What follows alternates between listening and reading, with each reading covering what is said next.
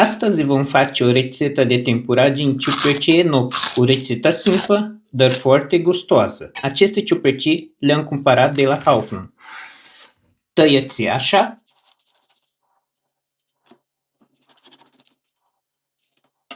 Vom pregăti aluatul de tempurat cu 4 linguri de făină de grâu,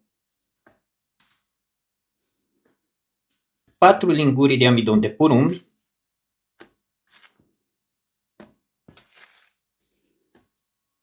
o jumătate de linguriță de praf de copt, puțină sare și apă cât este nevoie.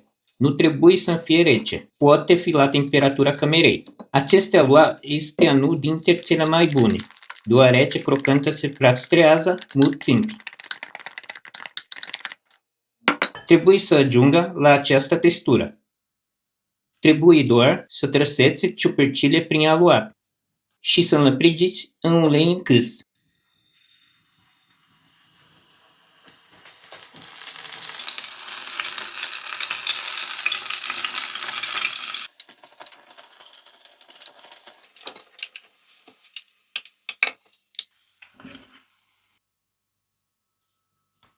Le super crocante și delicioase.